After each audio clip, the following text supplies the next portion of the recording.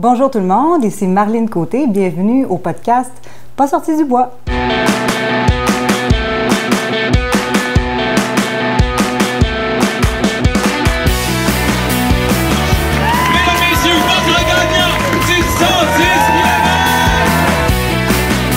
tu commences à te sentir bien en courant un ultramarathon, fais-toi-en pas, ça va passer.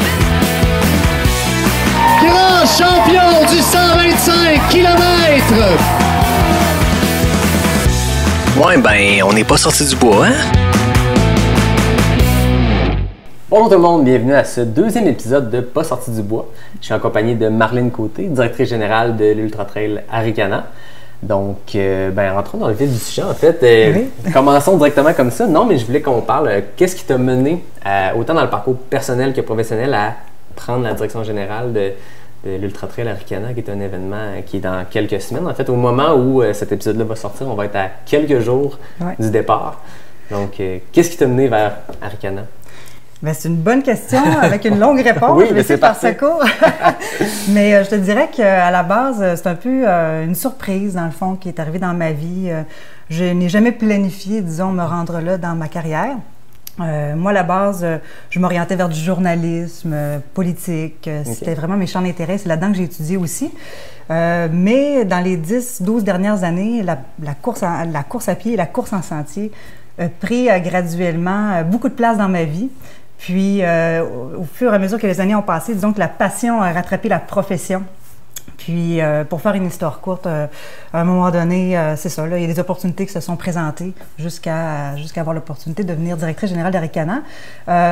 Mais c'était pas prévu. Puis, ça a été une belle surprise, dans le fond. Puis, j'apprécie beaucoup ce travail-là aujourd'hui, ouais. Ah, ben, c'est le fun. Est-ce que tu étais là au début, en 2011, quand ils ont lancé Arikana, ou tu es arrivé un petit peu après? Je suis arrivée en 2017, moi, donc ça fait 3 ans seulement que je suis directrice d'Arikana, mais ça fait longtemps qu'on connaît l'équipe en place. Pour faire une histoire courte, dans le fond, quand j'ai commencé à courir en 2008-2009, je faisais beaucoup de courses à pied, sur route et en sentier. Puis en 2010, moi et des amis, on a eu l'idée de lancer le demi-marathon de l'île aux Coudes. Je ne sais pas si tu connais. Oui. Ouais. Donc, on était là sur l'île, puis là, on s'est dit, mais coudonc, comment ça, il n'y a pas de course ici, c'est tellement beau. Puis là, la course à pied, de manière générale, avait comme un gros boom là, à cette époque-là, 2010-2011. Donc là, on s'est dit, il faudrait faire une course ici, c'est bien trop malade. Et donc, il n'en fallait pas plus pour qu'on se lance dans l'aventure, même si on n'avait absolument aucune expérience en organisation d'événements, puis qu'on partait de très loin. C'était juste une idée lancée dans les airs, puis finalement, qui a fait son bout de chemin. Puis à cette époque-là, dans le fond, c'est à la même époque où est-ce que Sébastien Côté, le fondateur d'Arikana, s'est installé aussi dans la région pour organiser l'Ultra Trail Arikana. Donc, on a été en contact pour se partager des trucs, astuces. Donc, on a appris à se connaître dès cette époque-là, mais de loin, je te dirais. Puis, au fil des années, moi, la course en sentier a gagné de plus en plus de place dans ma vie. J'ai commencé à m'impliquer en course en sentier, en organisant des événements, des activités aussi, mais toujours de façon bénévole. Pour moi, à l'époque, c'était super important que ça ne soit pas mon travail, en fait. Puis, il y avait des gens qui me disaient, mais pourquoi tu n'en fais pas ta job? Il me semble que tu aimerais ça, tu serais bonne. Puis, je leur disais que je voulais pas, en fait, que ça devienne mon travail. J'avais trop peur que le travail étouffe la passion. J'avais peur que j'aille moins de fun dans ma passion si ça devenait quelque chose de trop sérieux puis officiel. Donc, je refusais à cette époque-là d'en faire mon travail. Mais c'était un engagement bénévole qui était quand même assez grand. Là. Puis en 2014, j'ai été ambassadrice de l'Ultra Trail Arikana comme coureuse sur le 80 km. Donc, c'était la première édition du 80. Puis, donc j'avais quand même pas mal de liens déjà avant de devenir directrice. Là. Ah, ben c'est le fun. Fait que le parcours remonte. Tu avais fait quoi avant quand tu disais que tu étais impliqué dans d'autres organisations? Est-ce que j'avais vu Trail de la Nuit Polaire? Je pense que tu étais impliqué. Oui, exact. C'est cool. Donc, on a organisé le Trail de la Nuit Polaire. On l'a créé. Au départ, c'était juste à côté de chez nous, à Saint-Jean-Chrysostome. OK, ça a commencé à Rive-Sud? Oui, je savais pas. Au coin de la rue chez nous, au centre d'inscription à la balade, les 2 premières années. Finalement, ça a grossi quand même assez rapidement. Puis là, on a déménagé ça à Duchesnay. Puis après 1 an ou 2, là, on l'a laissé à une organisation tiers parce que c'était rendu trop gros. Mais en fait, on coordonnait déjà avec eux l'organisation de l'événement, donc avec Horizon 5, en fait, qui travaille d'ailleurs avec nous, avec l'Ultra Trail Arikana. Donc, c'est une petite communauté de CCR, là, la communauté de trail au Québec est toute petite. Je pense qu'à l'échelle même mondiale, c'est un sport qui est un peu niche, puis il y a cet esprit de communauté-là qui demeure même à l'échelle internationale, mais encore plus au Québec. Tu sais, quand je voyais que Jean Fortier, qui est le fondateur de Transvalley, du QMT, est aussi directeur de course d'Arikana, puis c'est un petit milieu, puis tout le monde se connaît, puis je pense que c'est ce qui en fait la beauté du sport. Là. Exactement. Tout le monde se connaît, puis tout le monde... Mais c'est ce que je trouvais intéressant, en fait, de te recevoir, même dès le début de ce podcast-là, c'est que dans les podcasts ou dans la couverture du trail au Québec, c'est beaucoup les coureurs, puis c'est normal, c'est eux qui font connaître le sport, mais c'est intéressant de savoir les coulisses d'organiser un événement, puis ça me faisait rire quand je voyais des gens se plaindre « on n'a pas de course cette année, c'est plate ».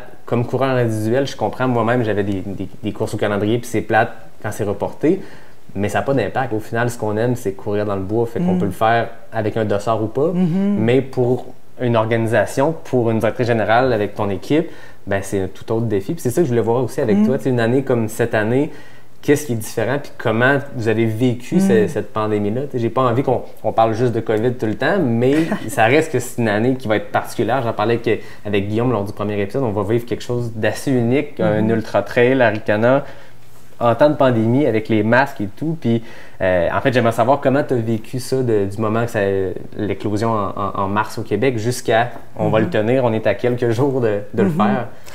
Bonne question. Je te dirais qu'on est passé, comme tout le monde, je pense, par toutes sortes de hauts et de bas, là. Comme tout le monde, je pense que ça a été un défi professionnel qui est quand même assez grand.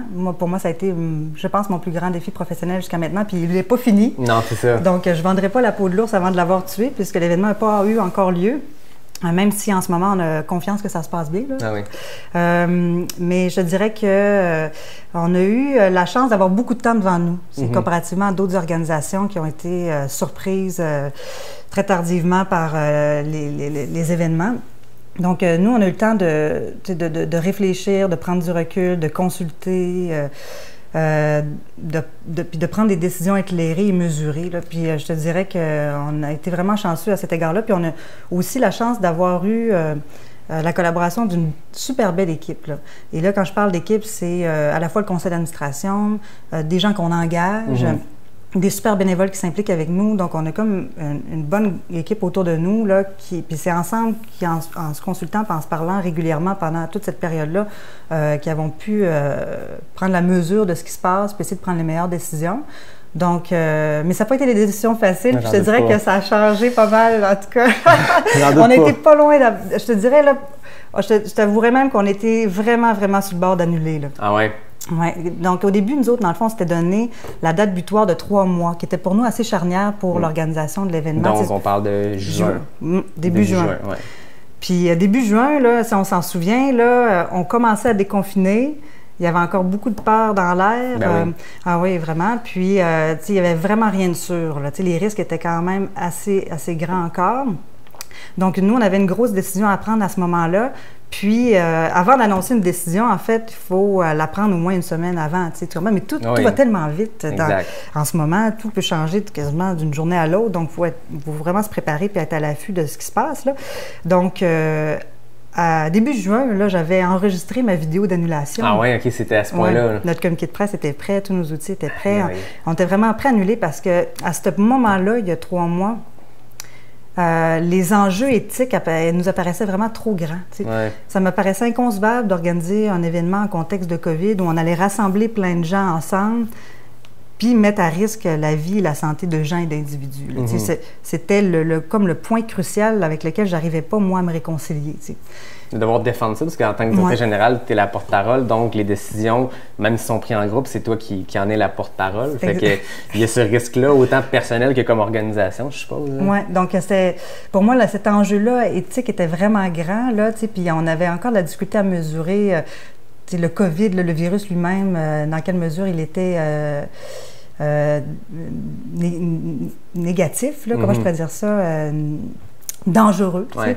Donc, et là, mais juste à ce moment-là, dans le fond, on avait eu aussi l'idée de lancer le loup solitaire à Arikana, donc on s'était déjà mis en mode solution, évidemment, donc on essaie de réfléchir à qu'est-ce qu'on pourrait faire pour garder le monde motivé, puis garder notre équipe. Oui, c'est ça. Donc, on disait, OK, si mettons on annule, on fait quoi? On ne va pas rester les bras croisés puis attendre pendant un an là, de reprendre nos esprits. Puis même là, on ne sait même pas si dans un an, où est-ce qu'on va être. Là. Fait que Donc, on s'est mis en mode solution, puis il y a des bonnes idées qui sont sorties dans un comité de bénévoles qu'on a mis en place, dont le loup solitaire Arikana. Donc, c'est vraiment eux qui ont eu l'idée. Okay. Je leur donne tout crédit. Donc, moi, j'ai simplement pris la balle au bon, puis je me suis dit, crème, il y a quelque chose à faire avec cette idée-là, puis on l'a propulsé, puis je te dirais qu'on est vraiment content de ce que ça a donné pendant l'été. Mais du moment où est-ce qu'on lançait le loup solitaire Arikana, on était également au moment de l'annulation de l'événement. Ah oui. Donc, les deux se faisaient un peu en même temps. Là. Okay. Parce qu'il fallait quand même lancer le loup solitaire Arikana pour que ça marche pendant l'été. Donc là, notre idée, c'était de se dire, bien, lançons l'événement estival, qui est prioritaire là, pour nous permettre de mettre la table, puis on va annoncer l'annulation plus tard.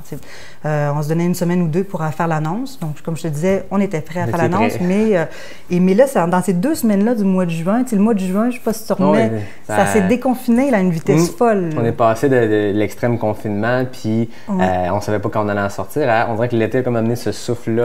Puis le nombre de cas a finalement commencé à descendre, parce que ça a été stable pendant des mois, stable dans le sens négatif du terme, où il y avait toujours 1000 cas tous les jours. Puis à un moment donné, juin, on est passé de 1000 à 500, à 300, à 100. Puis là, on a comme vu un peu une lueur d'espoir, je pense, pour vous. Là. Exact, c'est ça. Donc là, on s'est dit, OK, là, on est-tu en train de prendre la bonne décision? Donc là, c'est là qu'on a annoncé qu'on reportait la décision à plus tard. Donc, on était vraiment transparent, je pense, avec tout le monde. Je pense que les gens qui nous ont suivis de proche ont vraiment vu un peu comment c'est... Oui, moi, je l'ai vécu comme coureur, puis je trouve que c'est parfait. On avait l'heure juste, puis tout le monde est conscient en ce moment qu'on est dans le néant. Il n'y a personne qui a vécu ça. Nos gouvernements, en ce moment, ils innovent du mieux qu'ils peuvent, puis chaque petit événement, chaque organisation, chaque entreprise le vit du mieux qu'il peut. Mais je pense qu'en tant que coureur, en tout cas, on a apprécié cette transparence-là qu'à un moment donné, vous nous avez dit, on se donne à telle date. Puis je pense qu'à un moment donné, vous avez repoussé la date où vous alliez prendre la décision. Mais c'est comme, cool, il y a de l'espoir. Puis... Au lieu de s'en tenir à une date, parce que c'est la date qu'on avait annoncée. Donc là, on s'est dit, donnons-nous un petit peu plus de temps pour voir comment ça va évoluer tout ça, reconsulter, rediscuter, réévaluer, ressoupeser les pour et les contre. Non, mais tu sais, c'est ça pareil, là, refaire nos scénarios financiers, étirer l'élastique le plus longtemps possible, puis se dire, OK, on va être capable, dans ce délai-là, après ça, du moment où est-ce qu'on ouvre la machine, on va être capable de livrer la marchandise. Ça, c'était l'autre enjeu aussi. Puis bon, c'est là qu'à un moment donné, on s'est dit, si on coupe les courtes distances, là, on minimise beaucoup les risques, on diminue le nombre de personnes, on s'ouvre des portes. Après ça, est-ce qu'on est capable de gérer nos longues distances? Est-ce que ça fait du sens? Est-ce qu'on est capable de gérer ce risque-là? Et c'est là qu'on s'est rendu compte qu'il y avait de l'espoir. Là, Puis après ça, au fur et à mesure, là, c'est là qu'on a engagé une firme aussi pour nous aider au niveau du soutien sanitaire, que là, on s'est mis à vraiment comprendre qu'on serait capable de le faire, là, tu sais.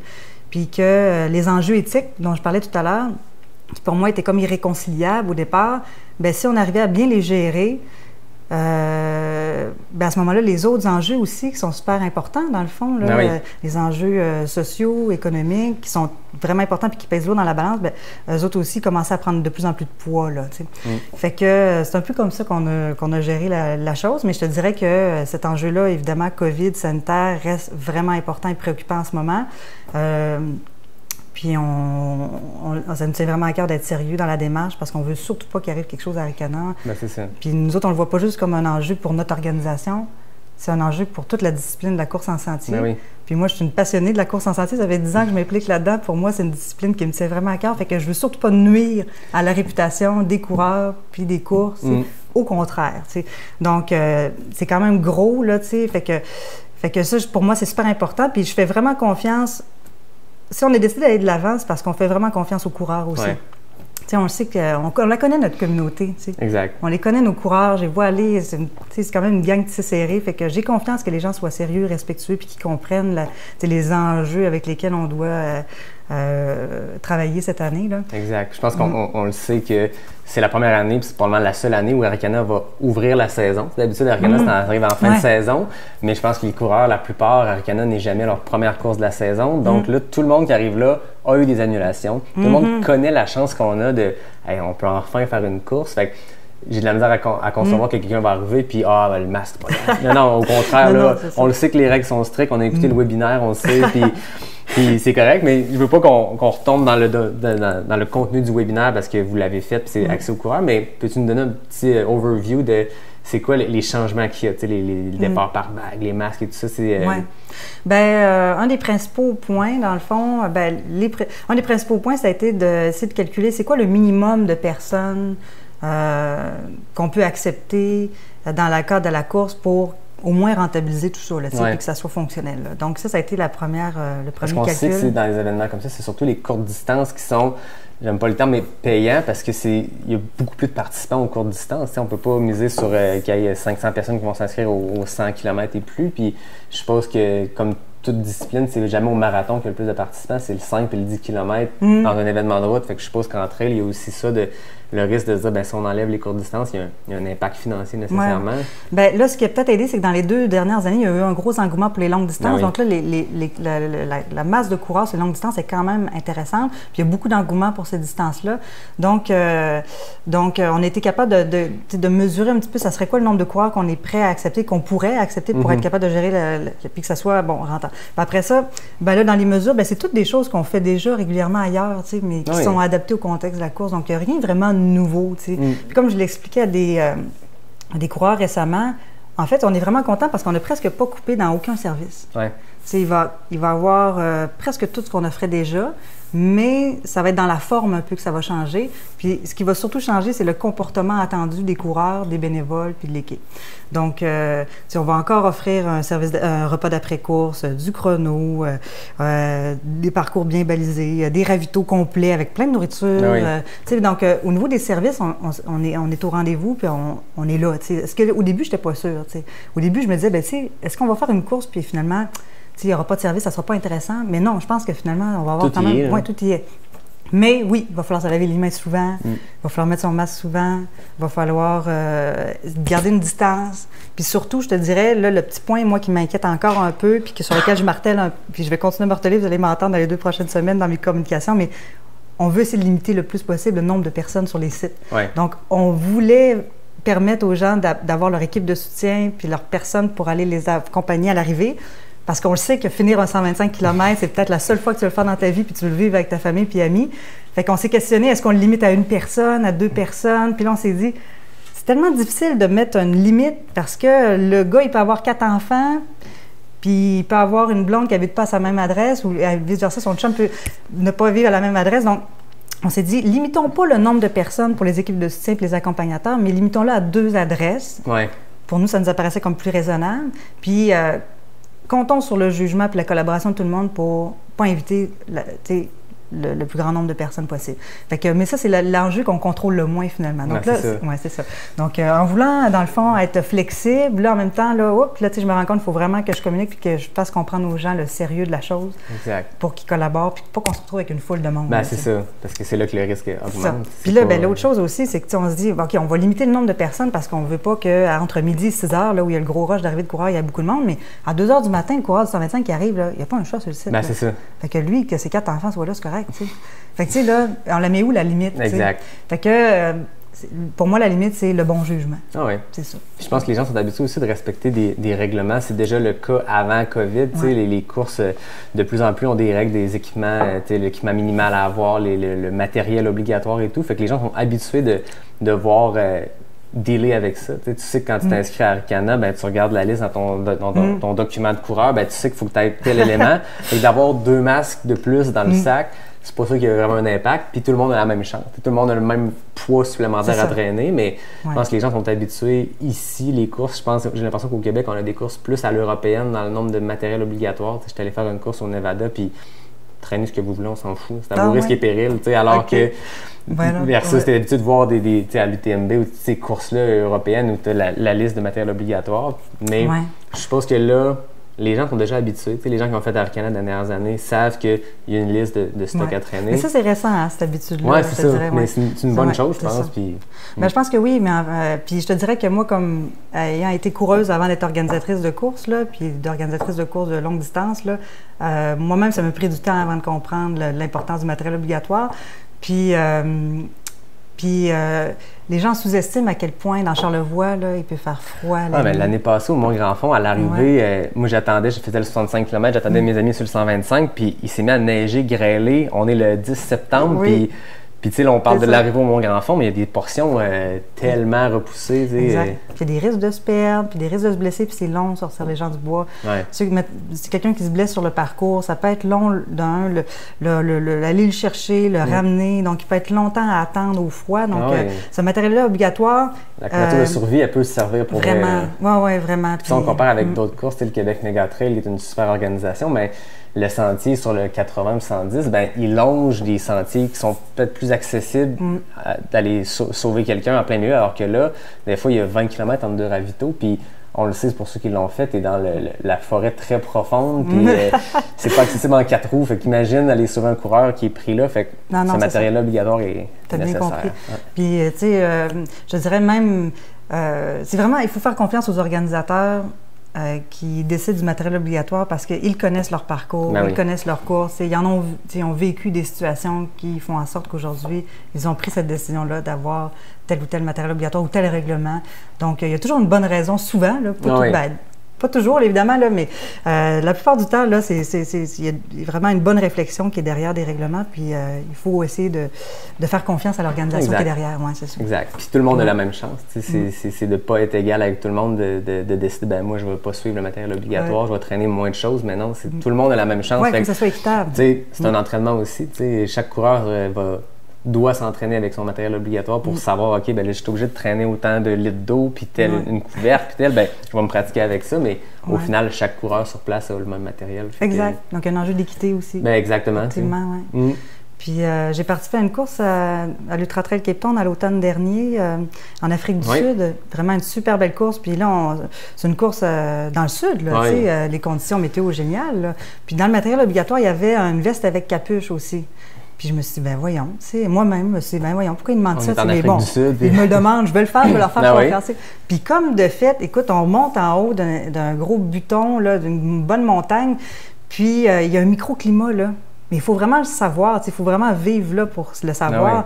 Puis il y a un microclimat, puis quand je suis arrivée en haut, alors qu'il faisait 25 degrés en bas, en haut, c'était un gros couvert nuageux, il mouillait, il faisait pas beau. J'étais contente finalement d'avoir ma veste. Puis je me suis dit, mais mon Dieu! Les organisateurs connaissent leur course, fait que s'ils t'obligent à traîner ça, il y a une raison. Exact. Mais il y a peut-être des années où est-ce que tu vas participer, puis il va faire super beau soleil, même au sommet, puis là tu vas te dire, ben voyons, ça ne me servait à rien cette affaire-là. Ça se peut. Et pour la fois que ça va arriver, on le sait, les microclimats, il y a toujours ça, peu importe où, quand tu es dans des endroits avec un peu de relief, un peu profond, tu sais pas à quoi t'attendre. Fait que c'est plus safe comme ça. Fait que là, on est à quelques jours de Trail Arikana. Est-ce qu'il y a un semblant de soulagement parce qu'on y est ou jusqu'au dimanche 3h du matin? Est-ce que le dernier coureur à traverser l'arche, tout est en mode pas stress, mais nervosité de tout ça? Comment tu le vis à quelques jours comme ça? Bien, bonne question. Je te dirais qu'on n'a jamais été, en tout cas pour moi, depuis que ça fait 3 ans que je suis là. Donc, la première année, évidemment, là, j'étais plus en formation ou adaptation. Donc, après 3 ans, notre équipe, je te dirais qu'elle est quand même vraiment bien rodée. On a une bonne équipe, là. Puis, à 2 semaines de l'événement, on n'a jamais été aussi bien préparé. Donc, au niveau logistique, au niveau de la sécurité, on sent que tout le monde est prêt. Là. On est vraiment dans le finalage de détails. C'est le fun, quand tu es rendu là dans ce détail-là. Puis on a vraiment l'impression d'être en contrôle de ce qu'on contrôle. Oui, exact. Fait que là, ce qui reste, c'est ce qu'on ne contrôle pas. Puis l'événementiel, ça a cette frustration-là que c'est un one-shot deal. Oui. Il y a une part d'inconnu que... C'est ça. Tu peux regarder la météo, mais après ça, ce qui se passe pour vrai sur place, c'est tout autre. À un moment donné, quand il y a une affaire dans la séquence qui ne se déroule pas comme prévu, ça peut avoir une chaîne de conséquences qui était imprévue. Donc, l'événementiel, c'est une éternelle frustration, je pense, parce que je pense que c'est rarement parfait. Là, donc, c'est jamais rarement comme 100% comme prévu. Là, donc, faut essayer de se préparer à tout et à toute éventualité, mais dans l'analyse des risques, bon, c'est ça. Après ça, il faut être prêt à tout. Puis donc, je me prépare à toutes sortes de scénarios, mais c'est sûr que le vrai soulagement, je vais l'avoir, je te dirais même 1 semaine après l'événement, quand je vais être sûr qu'il n'y aura pas eu de cas de COVID à Arikana.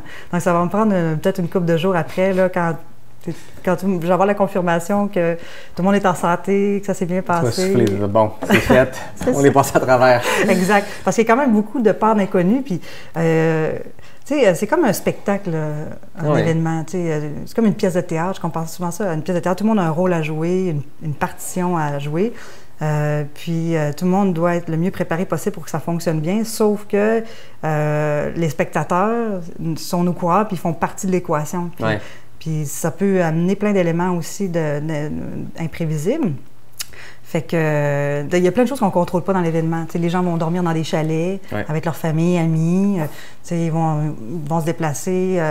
On ne sera pas là dans le fond du bois pour contrôler. Puis moi, honnêtement, j'ai pas envie de jouer à la police, puis mes bénévoles non plus. Mais non, c'est ça. On va faire des rappels gentils, amicaux, des règles, des consignes, mais on n'a pas envie de commencer à jouer à la police. Là, vous en avez assez à gérer, ne serait-ce que pour mener l'événement à terme. Puis il faut en plus pas contrôler chaque individu. Mais il va y avoir des rappels gentils, sympathiques, parce que je pense que même si les gens sont habitués aux règles, on a tendance à les oublier parce que c'est pas humain comme de porter un masque. C'est pas naturellement, on a envie de se toucher. Surtout en course de trail, j'ai l'impression qu'il y a une proximité, le nombre d'histoires de tu te mets à courir avec quelqu'un par hasard, puis tu te suis ensemble pendant 50 km, puis il y a souvent cette portion-là qui est là, ça va être différent cette année. C'est correct d'être au même pace de quelqu'un, puis de rester ensemble, mais il y a peut-être la proximité de moins que d'habitude, on finit, puis on se serre d'un bras, puis on est content.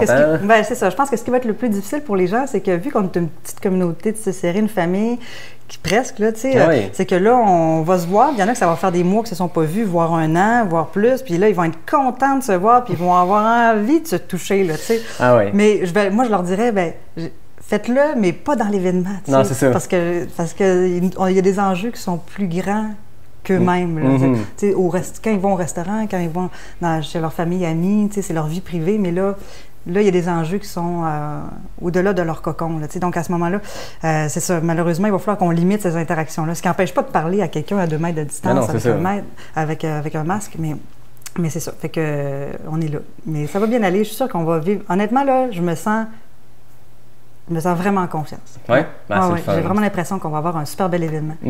Je sens la vibe, là, les coureurs sont tellement contents. Il y a une fin, je pense, de la part de tous les coureurs-coureuses parce que ça va être la première course de l'année, puis une des seules, Fait qu'il y a cette espèce d'anticipation-là. Les gens vont arriver et vont avoir faim de courir. Puis autant les coureurs élites qui vont vouloir y aller à all-in que n'importe quel coureur que ça fait des mois qu'ils se préparent et qui pensait faire telle course cette année. Puis là, les plans changent, mais on a Arikana qui est là. Puis, non, les gens, tu vois, qui ont hâte. Il y a une fébrilité sur les médias sociaux. Là, ça bouge, là, ça fourmille. Là, on sent qu'on vit quelque chose d'unique. Ça va probablement être la seule année que ça se passe comme ça. Puis on l'espère en tout cas, mais il y a comme du nouveau partout, puis il faut le voir comme plus d'une opportunité ou d'une excitation plutôt que de dire c'est plate, il faut que je cours avec un. Non, mais tout le monde a ça, puis ça va être différent cette année, puis on va s'en rappeler dans 20 ans quand ça va être le 30e d'Arigane, on va dire hey, vous rappelez-vous 2020, on n'a pas dormi cette année-là.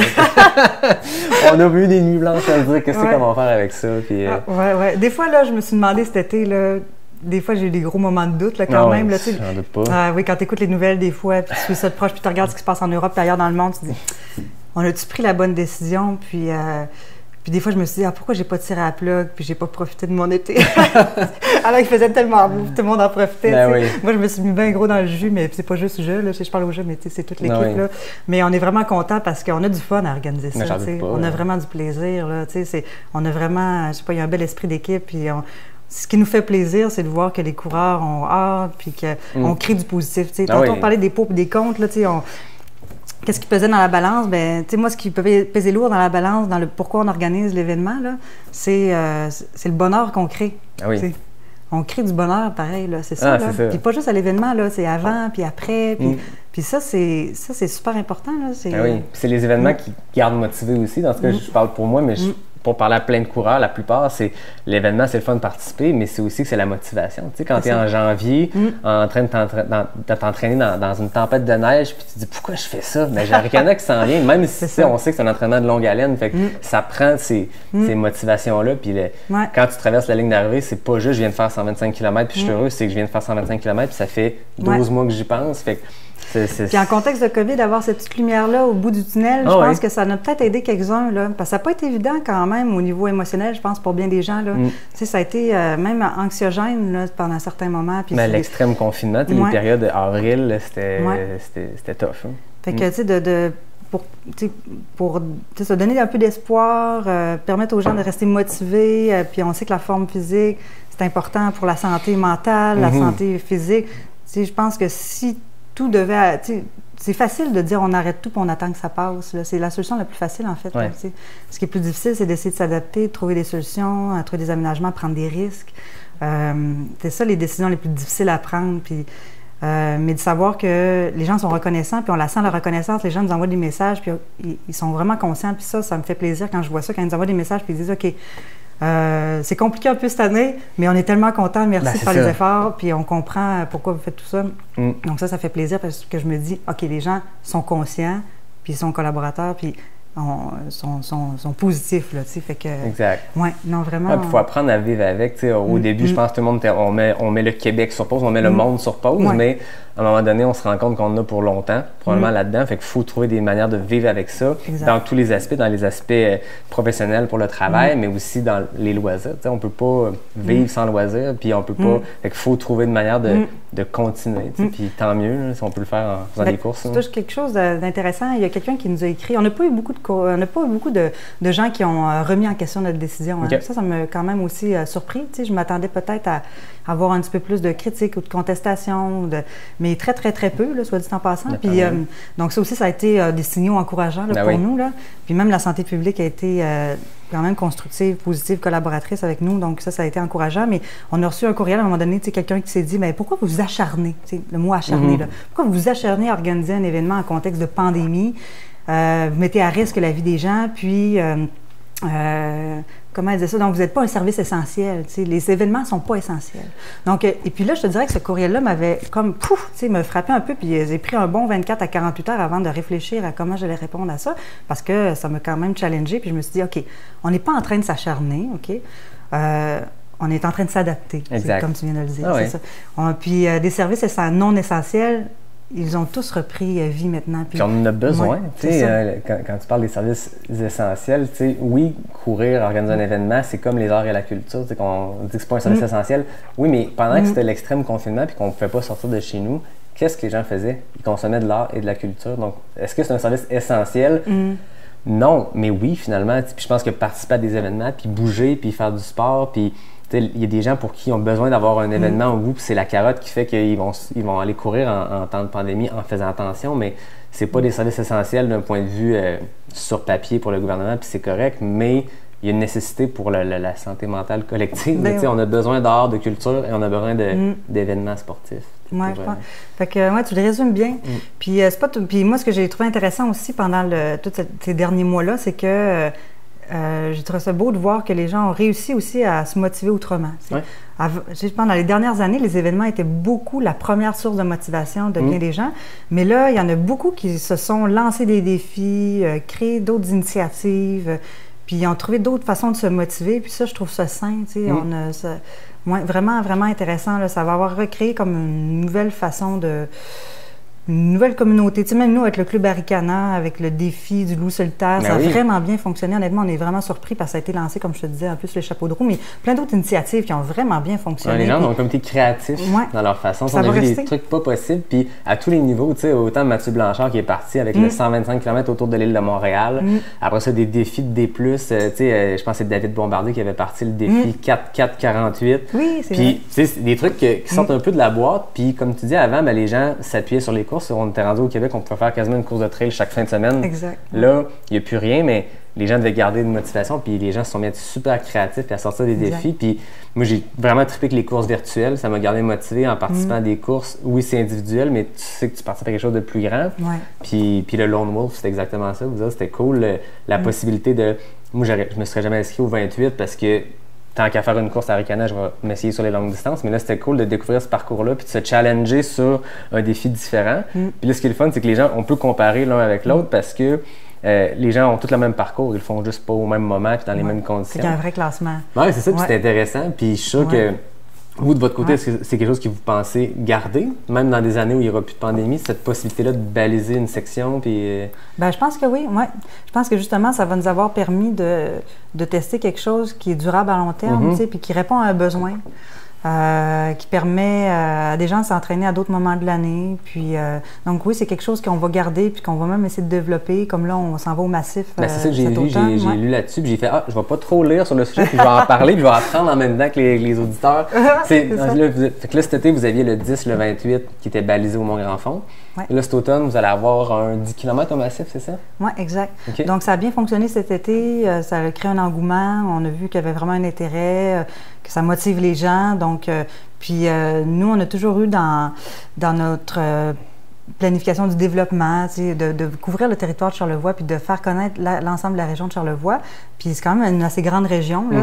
Donc cet été, on s'est amusé aussi à faire beaucoup d'activités de découverte. Donc oui, il y avait le 5 qui était aussi balisé d'ailleurs. Oui, le 5, le 10 et le 28 qui étaient balisés au Mont-Grand-Fond, mais on a aussi fait plusieurs activités découvertes sur des nouveaux sentiers plus ou moins connus. Puis ça a été vraiment le fun. Vraiment le fun. Même moi, j'ai découvert des nouveaux sentiers, j'ai vraiment trippé.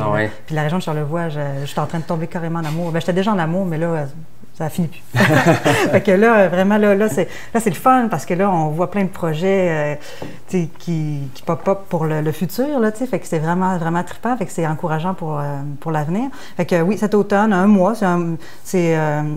on va déménager l'Arche carrément, là, du Mont-Grand-Fond. Donc, tout de suite après Aricana, on déménage l'Arche, puis on refait le même concept, le même principe. Et d'ailleurs, le 19 septembre, pour le début, on invite les grands finalistes de l'été, donc ceux qui ont fait les meilleurs temps, à venir le 19 septembre faire le grand lancement du 10 km du massif de Charlevoix. Donc, et là, ça va déterminer les grands gagnants du Loup solitaire Aricana de l'année 2020. Donc, on a des super beaux trophées là, qui sont déjà produits, qui sont super beaux. Donc, on va s'amuser avec ça. Puis, on a d'autres activités qui s'en viennent. On a une fin de semaine d'aventure aussi, le 17-18 octobre. Ça va être c'est en train d'être défini, là. Donc, à repréciser, mais grosso modo, l'idée, ça serait de faire un camping au sommet avec activité découverte avec Frédéric Dion, l'aventurier, qui va donner en même temps des formations sur la survie en forêt, des notions de camping, après ça, conférence autour du feu avec Guimauve.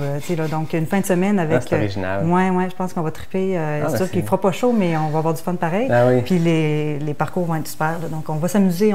L'idée, c'est d'aller s'amuser puis de trouver d'autres façons de vivre la course en sentier de d'autres façons qu'avec la compétition. Peut-être que vous vous rendez compte aussi que les gens ont besoin de motivation, mais de toutes sortes. Puis votre gros événement qui se tient toujours début septembre peut être une façon, mais là, vous êtes en train de placer plein de petits satellites autour de votre projet principal, qui est la fin de semaine de course. C'est pas tout le monde qui aime la compétition aussi. Ben, c'est ça. T'sais.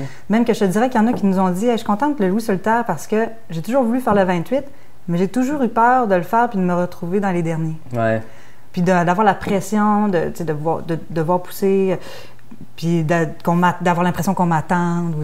Donc, il y en a qui ont eu comme l'opportunité de le faire, puis sans pression de performance, juste pour le plaisir. Ils pouvaient nous soumettre le temps ou non. C'est ça. Puis honnêtement, il y en a qui se sont inscrits. On a 200 inscrits. Donc on est vraiment contents.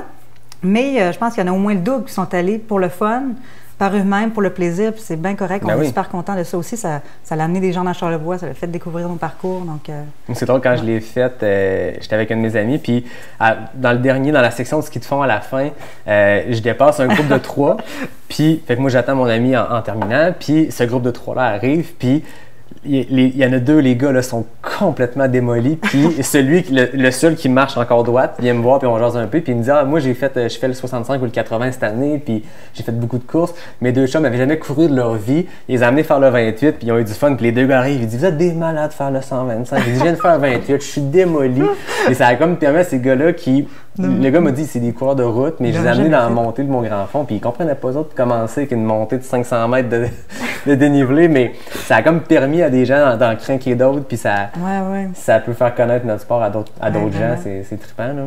Puis là, tu touches une autre affaire. Là. Moi, j'ai l'impression là, que tout ça, là, ça va avoir vraiment créé un engouement pour la course à pied, de manière générale, sur route, mais aussi en sentier, beaucoup. Là, les sports individuels, là, on va avoir gagné beaucoup en popularité, puis aller jouer dehors en nature aussi.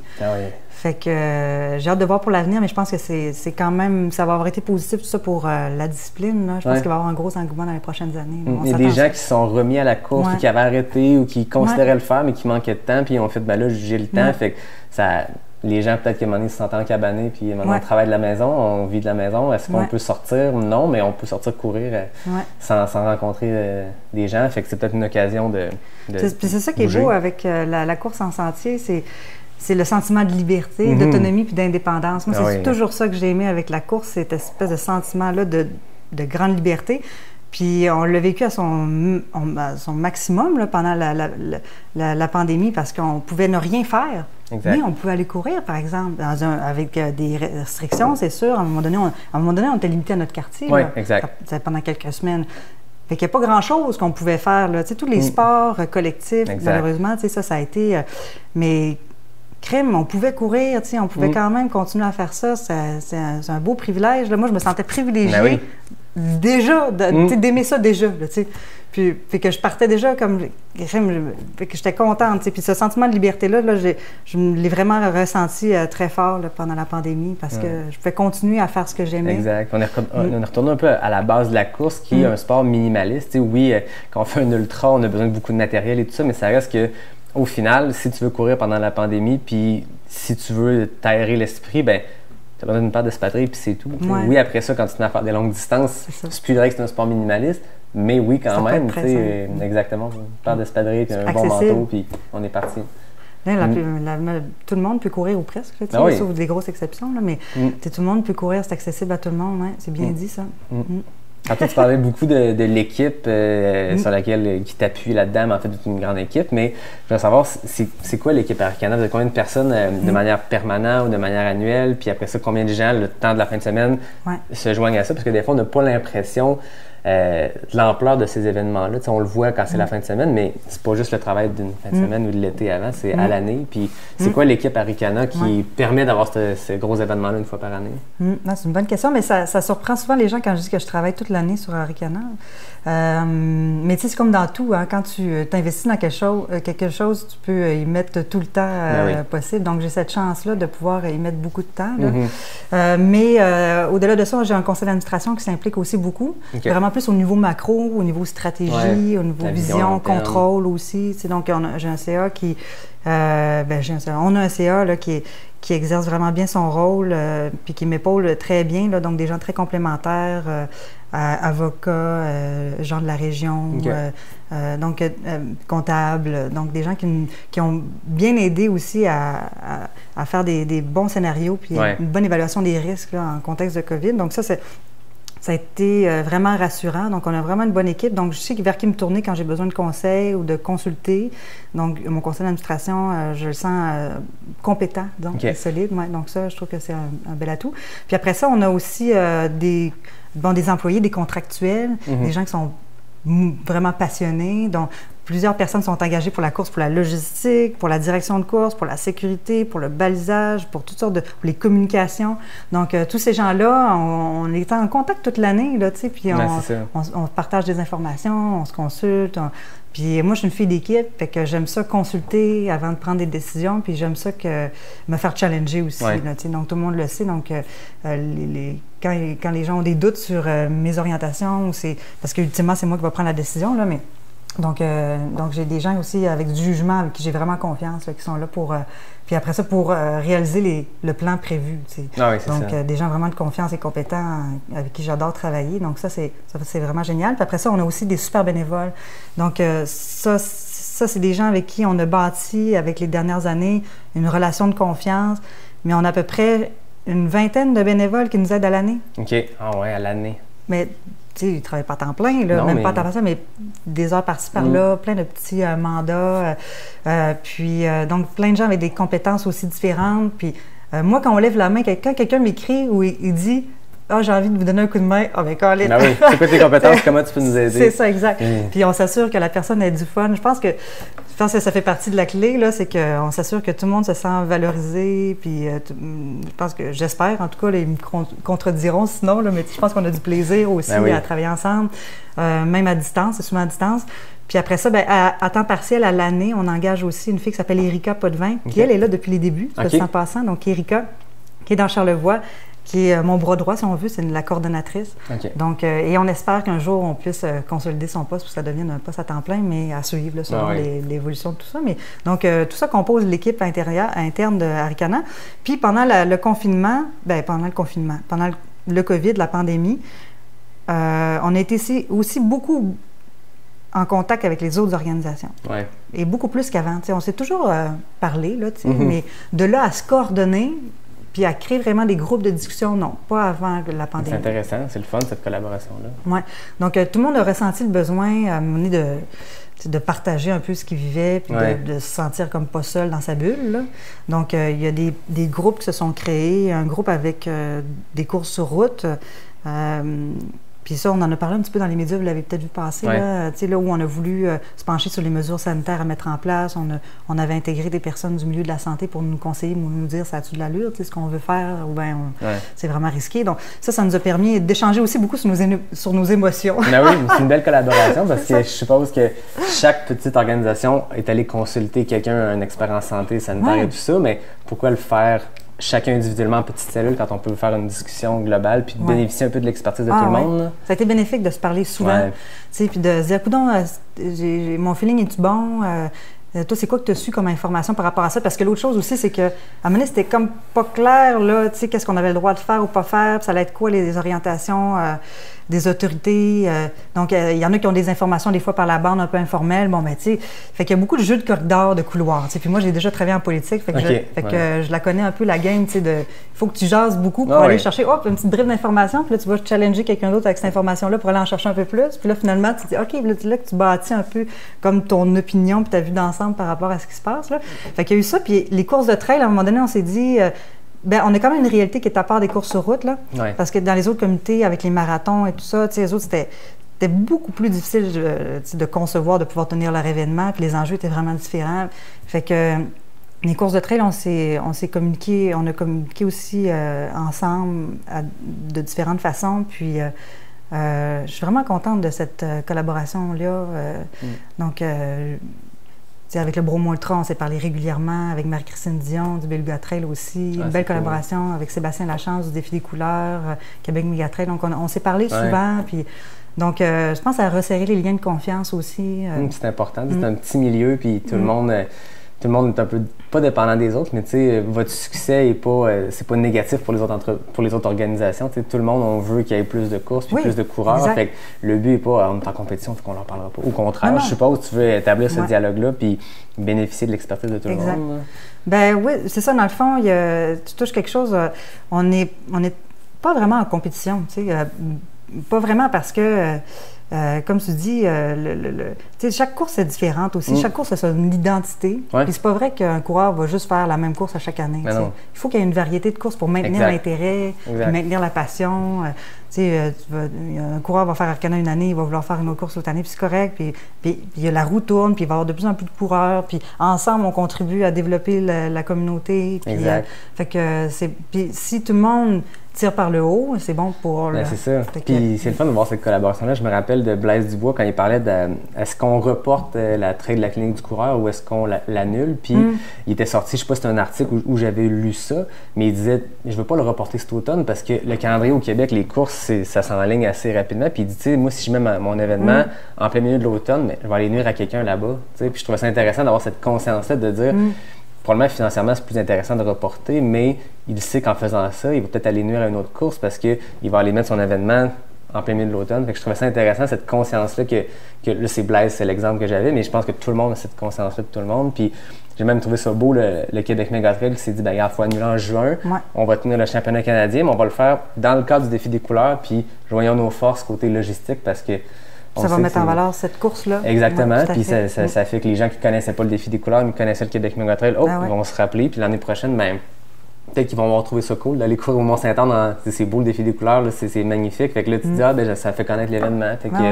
Ça crée des synergies, c'est ça. C'est vraiment intéressant. Mais c'est à l'image un peu du trail. C'est un sport où les gens finissent main dans la main à égalité. Il y a comme cette communauté-là qui est particulière, c'est à l'échelle internationale, mais même au Québec. Puis il y a des compétitions entre les coureurs, mais ça reste...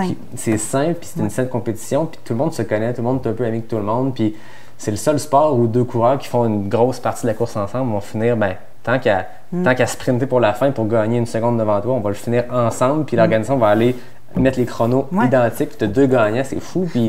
souvent, c'est parce que c'est reconnaître que l'autre a fait partie de ton succès. C'est ça. Parce qu'il t'a poussé, puis il t'a permis de te rendre jusque-là. C'est le seul sport où ça va attendre à la fin. Puis pas juste des petites courses au Québec. Je veux dire, au Grand Raid de la Réunion, François Den qui finit main dans la main avec un autre coureur, puis Kilian, puis Jason Schlarb, Ward Rock qui finissent ensemble. Tu te dis, il n'y a pas ça dans d'autres sports de se dire, on s'est tenu tout le long, on va finir main dans la main plutôt que sprinter la petite seconde de plus puis finir le nez en avant de l'autre. Oui, c'est reconnaître que l'autre a joué un rôle dans ton succès aussi. Oui, c'est ça. Ouais. Puis on le voit à l'échelle des coureurs, mais là, ce que tu expliques, ça montre que c'est à l'échelle des organisations aussi. Puis c'est bon, fun puis sain. Oui, c'est ça. Ça crée une saine compétition, en fait. Puis ça tire par le haut quand il y en a un qui a des bonnes idées, ça challenge l'autre. Moi, ça me stimule aussi. Ah oui, c'est clair. Puis c'est le fun que tout le monde essaie d'être meilleur, puis de se développer, puis de s'améliorer parce que ça pousse tout le monde, tout le reste vers le haut. Là, fait que, oui, puis le succès de un fait juste bénéficier aux autres courses. Parce qu'on sait que les coureurs ont tendance de toute façon à trop s'inscrire à trop de courses dans une même année. Fait qu'il y en ait plusieurs, c'est juste bon pour tout le monde. Hein. Oui, c'est ça. Ah non, très bon point. Ben, c'est une belle communauté. Oui, on est chanceux. Fait que là, on a couvert l'année COVID, mais là, j'ai envie de pas juste qu'on parle de ça parce que c'est un gros défi, puis je pense que c'est intéressant d'en parler puis de comprendre les coulisses de comment vous l'avez vécu à l'échelle de l'organisation, mais l'an prochain, 2021, c'est votre 10e. Oui. Puis je me rappelle l'année passée, la journée de la remise des podiums et tout, les gens parlaient « Ah, ils vont t'annoncer un 160 ». Les gens veulent savoir qu'est-ce qui se passe. Je veux pas essayer de te tirer les informations, mais en fait, je me demandais c'est quoi, tu sais, comme directeur général, ta job, je sais pas, c'est d'avoir une vision aussi pour le long terme pour cet événement-là. Ouais, ben oui. Puis, est-ce qu'il y a des choses qui se préparent? Comment vous voyez l'avenir à Arikana? Oui. Bien, très bonne question. Tu sais, nous... pour annoncer une nouveauté, OK, il faut vraiment qu'on la prépare d'avance. Ah oui. Parce que, tu vois, là, le 13 septembre, le dimanche après la course de cette année, on lance déjà les inscriptions pour 2021. Ah oui. Mais pour annoncer quelque chose, il faut l'avoir déjà planifié. Donc, il y a des choses qu'on planifie déjà pour 2021, puis il y a des choses qu'on planifie déjà pour 2022. Mais tu sais, c'est du travail à long terme. Ah oui. Mais tu sais, puis on aime ça, avoir des projets, c'est stimulant. Donc, on a plein d'idées. Mais en même temps, à un moment donné, il faut faire le choix. C'est ça. Donc, les idées, il n'en manque pas. T'sais.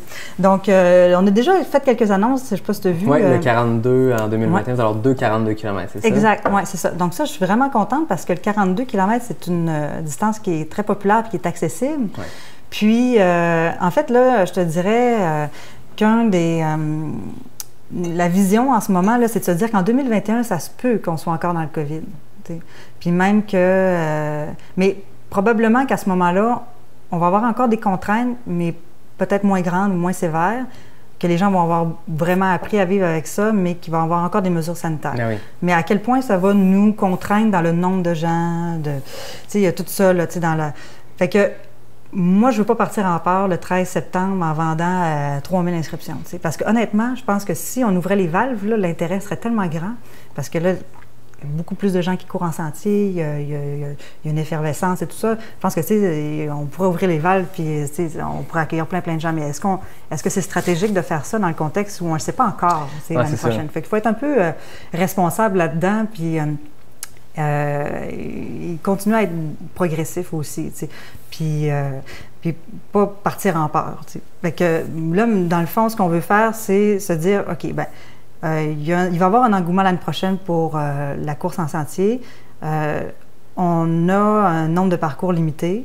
Donc, nous autres, ce qu'on s'est dit, c'est que ça serait intéressant d'offrir plus de parcours. De toute façon, nos parcours commençaient déjà à être saturés, entre guillemets, tu sais, je trouve. Là. Peut-être pas à l'échelle comme en Europe, tu sais, mais les coureurs québécois ne sont pas prêts à être aussi nombreux sur une ligne de départ comme en Europe. Ouais.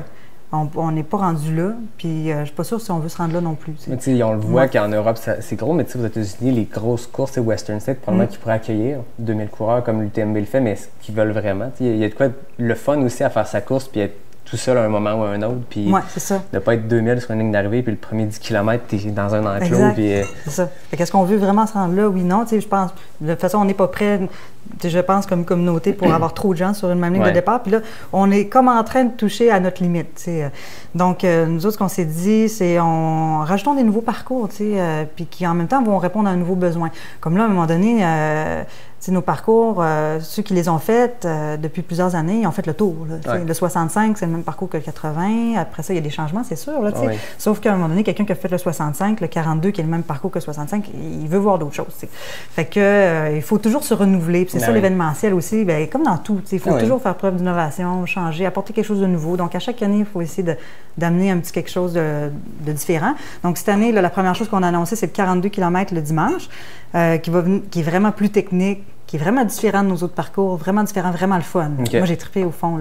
Puis surprenant, là, je te dis, c'est un parcours là, qu'on a c'est un sentier qu'on n'entend jamais parler. OK. En tout cas, moi, j'en avais pas beaucoup emprunté. Ah, c'est juste le bouche-à-oreille, dans le coin. Même les gens de la région connaissent à peine. Puis là, on est allé là avec Mathieu Blanchard cet été. Puis c'est du single track du début à la fin. Donc ça, c'est un enjeu parce qu'on ne peut pas avoir trop de monde sur le sentier. Mais les sommets, là, j'ai vraiment étonné. Des points de vue incroyables. Dans un sommet dénudé. Moi, je m'attendais peut-être, tu sais, la forêt boréale où est-ce qu'il faut que tu as une petite fenêtre, tu as un point de vue, là, tu sais. Mais non, on arrive à un sommet rocheux. Un super beau sommet rocheux avec la vue sur le fleuve, la vue sur la... Vraiment beau. Puis vraiment, là, il y a deux, trois points de vue comme ça qui sont vraiment surprenants. Puis le sentier est super technique, est vraiment beau. Il y a beaucoup de débroussaillage puis de nettoyage à faire. Donc, nous autres, on s'est donné du travail pas mal pour la prochaine année. Mais les gens de la région sont enthousiastes qu'on fasse connaître ce nouveau sentier-là. Puis ça va avoir des retombées aussi pour d'autres coins de Charlevoix, tu sais, Saint-Siméon. Donc, tu sais, c'est le fun pour la région aussi d'élargir un peu notre rayon d'impact. Donc ça, c'est trippant. Fait que ce parcours-là, moi, m'enthousiasme beaucoup. Il est vraiment trippant. Puis il va permettre de répondre même à des nouveaux besoins. Mais ça va être un parcours pour expérimenter. Puis ça va peut-être commencer à nous permettre d'offrir des combos, tu sais, comme des courses sur 2 jours. Oui, les courses à étapes, comme le Transvallée et tout. Donc, je suis en train de me dire, il y a quelque chose à faire avec ça. Moi, je trippe sur ce genre de courses-là, les courses par étapes. Oui, c'est ça, c'est cool. Puis, moi, tu me piques mon intérêt avec cette course-là. Puis, tu sais, des fois aussi, on se dit, je peux pas faire des 100 km, des longues courses tout le temps, mais on veut participer à Arikana, on veut faire le bénévole une journée, courir le lendemain. Mais si quelqu'un s'enligne pour Bromont 160 puis il se dit, moi, 125, 5 semaines avant, c'est beaucoup trop, ben là, c'est le fun d'aller faire son affûtage puis d'aller faire une dernière longue sortie, mais de la faire dans un cadre de course, c'est le fun aussi. C'est pas pareil que tu partes tout seul. Là, tu pousses plus, c'est sûr. Tu pousses plus, puis tu fais ton dernier affûtage sur un nouveau sentier, tu découvres quelque chose, c'est intéressant. Ça devient une optique que des gens qui ne pensaient pas à l'Arikana 2021 à cause qu'ils ont un objectif X plus tard, ben là, on va aller faire de l'affûtage dans un nouveau sentier technique, c'est intéressant. C'est cool. Donc, c'est ça. Donc, ça fait partie des choses à venir, mais il y en a d'autres projets. On a toujours plein de projets. C'est cool. J'en doute pas. On s'amuse. Mais tu sais qu'on est passionné. On explore, on regarde ce que les autres font, on s'inspire aussi de ce qui se passe ailleurs dans le monde. Puis en faisant partie de l'Ultra Trail World Tour, c'est vraiment trippant, ça, cette communauté-là. On a parlé de la communauté québécoise, mais même la communauté internationale, c'est un petit monde pareil.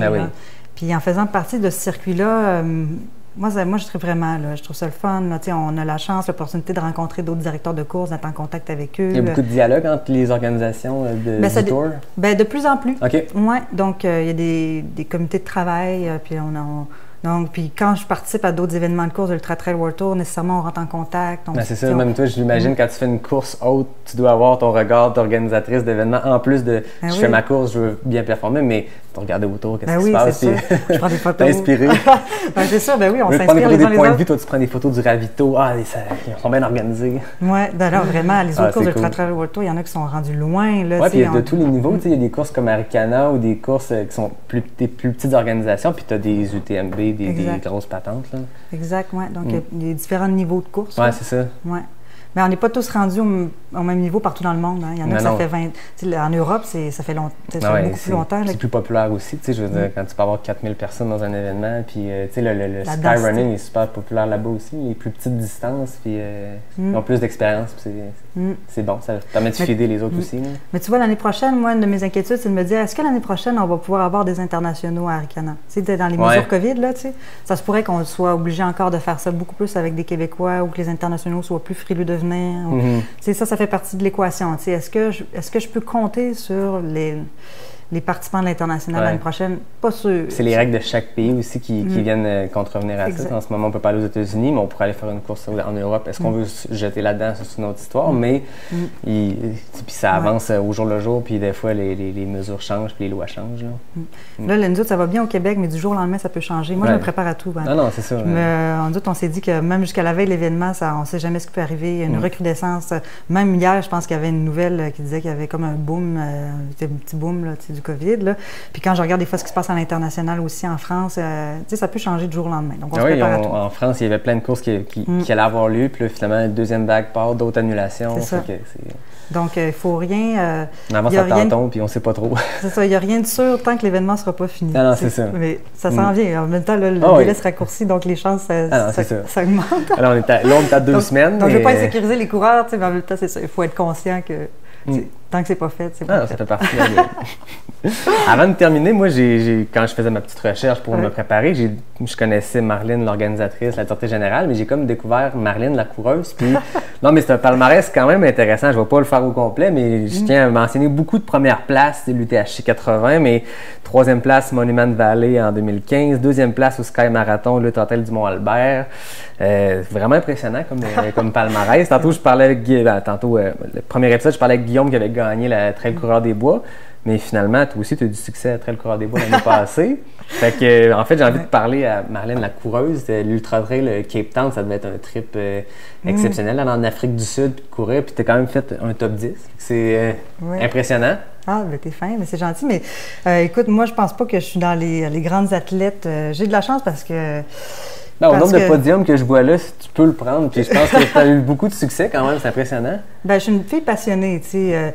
Puis comme je le dis souvent, ce qui est drôle, c'est que pourtant, moi, je pense que je suis pas nécessairement plus en forme que bien des autres femmes qui courent en sentier ou d'autres femmes qui courent, tu sais. Sauf que j'ai un mental qui est quand même assez fort, puis les fils se touchent quand je suis sur une course. Donc, j'ai tendance à peut-être pousser la machine un peu trop fort, tu sais. Okay. Donc, je ne suis pas un exemple nécessairement à suivre à ce niveau-là tout le temps, mais tu sais, j'aime ça me donner à mon maximum, là, tu sais. Puis quand je suis dedans, tu sais. Puis c'est rare que ça casse. En fait, je pense que ça a rarement cassé. Donc, je joue avec ma limite. T'as-tu un DNF à ton actif ou quand tu prends une ligne de départ, on se rend à la fin no matter what? Bien, je me suis blessée une fois là, au trait de la clinique du coureur. Là, c'était impossible d'avancer. Là, j'avais une fracture du pied. Mais sinon, ça remonte à quand j'ai commencé à courir des marathons en 2008. Là, j'avais fait un abandon. J'avais une blessure là encore. Mais sinon, non, pour l'instant, j'ai jamais cassé. Donc, mais là, mental d'acier. Tu peux une table en bois. Mais je joue beaucoup avec ma limite. Puis des fois, je me demande comment ça, j'ai pas cassé. Là, parce que je joue avec cette limite-là. Mais c'est pas tout le monde qui est à l'aise de jouer avec cette limite-là, qui n'est pas le fun, en fait. T'sais. Des fois, je me dis, mais pourquoi je fais ça? Ça va creuser dans le code profond. Oui, je me dis, mais pourquoi je me fais mal de même, là, Je comprends. Mais tu sais, c'est l'envie de pousser et de me donner au maximum. Puis en même temps, j'aime ça, tu sais, quand j'ai le sentiment de satisfaction d'avoir donné mon maximum. Là, puis je me dis, peut-être qu'en vieillissant, ça va s'atténuer, ça, tu sais.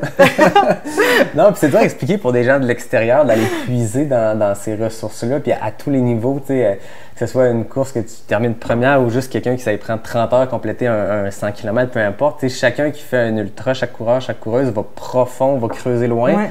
Puis c'est dur à expliquer pour des gens de l'extérieur qui regardent ça de loin ou des coureurs de route qui font « Pourquoi vous faites ça? » Mais je pense qu'il faut le vivre, il faut commencer à le faire, puis là, toucher un peu cette limite-là sur une distance plus courte, puis se dire « je peux faire plus ». Puis on va voir jusqu'où l'élastique, je peux l'étirer. Puis... Moi, j'aime pas ça arriver à une course puis avoir le sentiment que j'ai pas donné mon maximum. Tu sais, en fait, c'est contre ça que je lutte. C'est pas tant que j'ai envie de faire une super bonne performance puis d'être sur un podium. C'est pas ça qui m'allume. C'est vraiment avoir envie d'avoir donner tout ce que j'avais puis que j'aurais pas pu faire mieux. T'sais. La motivation est plus personnelle. Mais ça, c'est dans ma vie aussi, de manière générale, je pense que c'est tout le temps comme ça aussi. Ben, je te sens passionné autant de la direction générale d'Arikana puis en tant que coureuse devant une course, mais de tout donner. Puis, je veux pas avoir de regrets d'avoir coupé le coin rond, puis de pas avoir... Tout ce que j'essaie, tout ce que je contrôle, je veux le faire du mieux que je peux. Je ne veux pas être la meilleure, je veux faire le mieux que je peux. C'est ça. Mais dans la course, c'est ça, ça se traduit par des fois, je vais trop loin. Si ce mieux-là est un podium, tant mieux, mais je comprends que c'est pas l'objectif principal, c'est de faire la course puis de tout donner. Puis, Mais là, je te dirais que ces temps-ci, je m'entraîne beaucoup moins. Tantôt, on parlait de la passion, profession, puis j'avais peur que la profession étouffe un peu la passion. Que tu le sens, non, mais ça l'a pas étouffé la passion, en tout cas. Ça, c'est sûr. Je suis encore autant passionnée qu'avant, puis autant motivée de courir. Mais c'est sûr que c'est un emploi qui est prenant, là, vraiment. Puis en même temps, je me donne beaucoup là-dedans aussi parce que je suis passionnée aussi de mon travail. Mais des fois, je me dis, c'est sûr que si j'avais une job pas mal plus straight, routinière, j'aurais beaucoup plus d'occasions de m'entraîner. Puis, je pourrais sûrement m'améliorer beaucoup plus, être beaucoup plus sérieuse là-dedans. Mais est-ce que j'ai le goût ou j'ai pas le goût? Mais en même temps, j'ai envie de m'investir. À un moment donné, il faut faire des choix, trouver un équilibre dans tout, là, Fait que c'est ça. Est-ce que tu avais des courses de prévues cette année autrement que d'organiser Arikana? T'avais-tu quelque chose au calendrier comme coureuse? Ben oui, j'ai été super chanceuse. Là, j'allais à la CCC. Ah, OK. Cool. Oui, c'est vrai, j'avais vu ça. Moi aussi, j'y allais, puis j'avais vu la liste des Québécois. On se serait vu là. Ça serait été cool. Hein?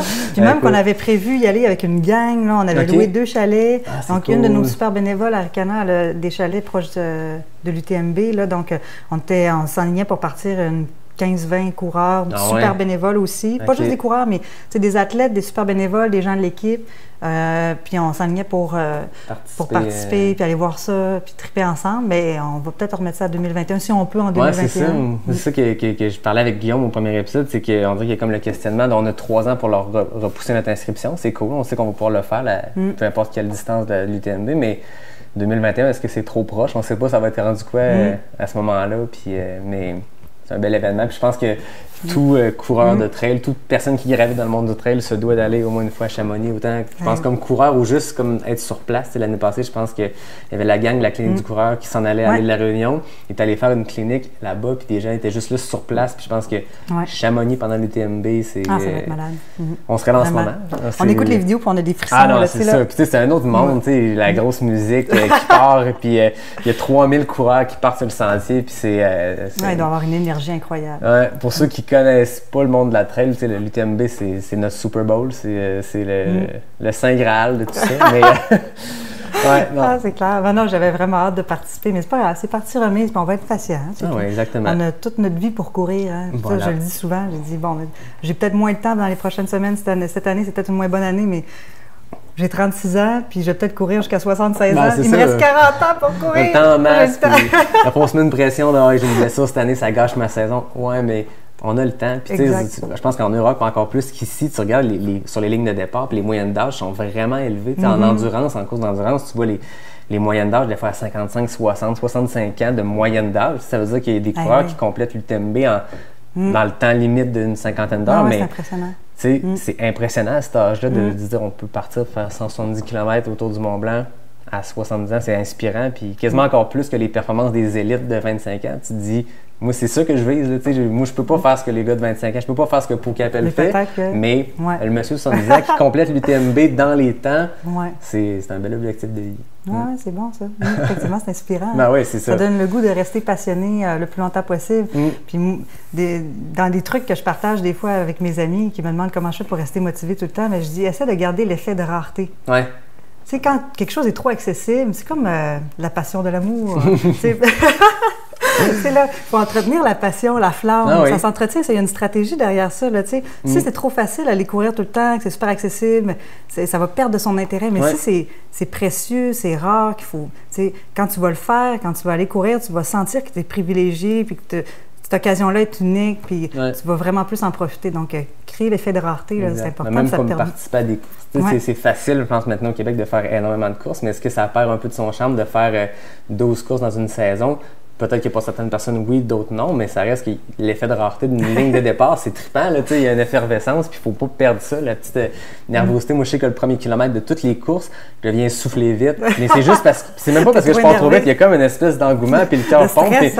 On est au défi des couleurs, on est un samedi random du mois d'octobre où il n'y a pas de stress, là, mais il y a un effet d'engouement le fun. Il y a un buzz qui ne s'explique pas, puis il faut le vivre, je suppose. C'est drôle. Pour terminer, j'ai mes petites questions éclairs, j'ai même un logo. Voilà. Je t'explique le concept, c'est simple, c'est 10 questions A ou B, 2 choix super faciles. Puis en ce moment, c'est Guillaume qui a le FKT, le Fastest Known Time, pour répondre aux questions parce qu'il est le premier qui l'a fait et le seul. Fait que peut-être que tu vas établir un FKT. Donc, il faut que je réponde vite. Exactement. C'est des questions A ou B, il ne faut pas penser, puis on y va. Fait que tu me dis quand tu es prêt? Oui, go. Route ou trail? Trail. Organiser une course ou participer à une course? Les deux. Les deux. Bière ou vin? Vin. Vin. Ultra Trail Cape Town ou Peña Golosa Trail? 2 courses que tu as faites, by the way. Cape Town. Les deux, mais Cape Town. Monter ou descendre la montagne? Monter la montagne. Chat ou chien? Chien. Courir à 30 degrés ou courir à moins 30 degrés? Moins 30. Moins 30. Mont des Morios ou Montagne Noire? Morios. Voyager pour courir ou voyager pour se reposer? Pour courir. Finalement, Charlevoix au Québec? Charlevoix. Voilà. Des fois, je me demande pourquoi je ne déménage pas dans Charlevoix, là. C'est une belle région. On est chanceux. À Québec, on a ça à côté. À 1 heure, on est rendu, puis on est bien chanceux de ça. Ça sont bonnes tes questions, c'est bon. J'avais peur, là. Non, c'est pas des questions de connaissance générale, c'est juste, voilà, A ou B, il n'y a pas de mauvaise réponse. Pour me saisir un peu plus, ben oui, c'est le fun. C'est cool ça. Merci. Cool. Merci beaucoup de t'être prêté au jeu. Comme je disais dans l'épisode 0, quand j'ai eu l'idée de ce podcast-là, je me suis dit, il y a un timing avec Arikana, puis faut que je reçoive Guillaume et Marlène. C'était mon bucket list. Pour vrai, je me suis dit, j'étais en train de courir, puis j'ai finalement pris la décision, ça fait des mois que je pense à faire un balado, là. Faisons-le. Parfait, je regarde le temps. Bon, je pourrais essayer de sortir un épisode avant Arcana. Puis tant qu'à faire ça, ben, je pourrais avoir la directrice générale et le champion en titre. Fait que là, Très bonne idée, c'est chose faite. J'ai hâte d'entendre l'entrevue avec Guillaume. Ah, c'est super intéressant. Oui, on l'avait eu avec Portrait de loup. Oui, là, exact, c'est ce qu'il me disait. C'est quelqu'un que j'apprécie beaucoup de connaître depuis un an. Ouais. Avant l'année dernière, je ne le connaissais pas, Guillaume. Il y a une approche du sport, une philosophie derrière sa course qui... C'est vraiment intéressant, puis c'était le fun de discuter avec lui aussi, de voir c'est quoi sa stratégie. L'an passé, Guillaume était un peu causé la surprise en gagnant. Là, cette année, c'est lui qui est le champion en titre. C'est lui que je disais à la blague qui a la cible dans le dos. Tu sais, que les autres élites, les Elliott Cardin, Jeff Cochon, tous ceux qui vont participer, ben c'est Guillaume qui est le champion en titre. C'est intéressant de voir comment il approche la course puis comment il pense. C'est clair. Ah oui, il va y avoir des champions là, sur la ligne de départ. Ça va être une grosse course cette année. Là. Ça va être intéressant à suivre. Oui, vraiment cool. Ah, ben super. Merci de l'accueil. Ben, merci à toi. Belle initiative pour ton balado. Oui, j'ai bien du fun avec ça. J'aimerais ça remercier Phil derrière la caméra. Je l'avais dit, je pense pas le filmer chaque épisode, puis je pense pas faire ça en face à face. Des fois, on va être obligé de le faire à distance, mais pour lancer les hostilités, je voulais faire ça en vrai, avec une caméra. Bon, bonne idée. J'aimerais remercier aussi David Hébert, qui a tout fait la signature visuelle du podcast. J'aimerais remercier Fred Desroches, qui m'a aidé avec le thème musical. Et j'aimerais te remercier toi qui t'es prêté au jeu de venir jaser de trail pendant une heure ou une heure et quart. Là, je sais pas ça a duré combien de temps, mais je pense qu'on a parlé beaucoup. Mais... Pour vrai? Ouais. Oh mon Dieu! C'était juste du plaisir. On fait ça quand tu veux. C'est sans caméra. C'est ça, avec juste autour d'un café. Ça va me faire plaisir. Ouais, j'adore parler de course en sentier, comme tu peux le voir. Exact. On a une communauté de passionnés, puis je pense que c'est ça qui va être facile pour moi avec ce podcast-là, c'est que je lance des perches, puis tout le monde a le goût de participer. On a plein de choses à dire. S'asseoir, puis jaser, puis pas se mettre de pression. On jase autour d'un croissant, puis d'un café, puis... c'est tout. Très bonne idée. C'était ce deuxième épisode de Pas sorti du bois. On se revoit très bientôt pour un troisième épisode. J'ai déjà le nom de la personne qui va être avec moi pour ce troisième épisode-là, mais pour l'instant, je ne le dis pas. Je garde ça secret. Merci. Merci. Bye.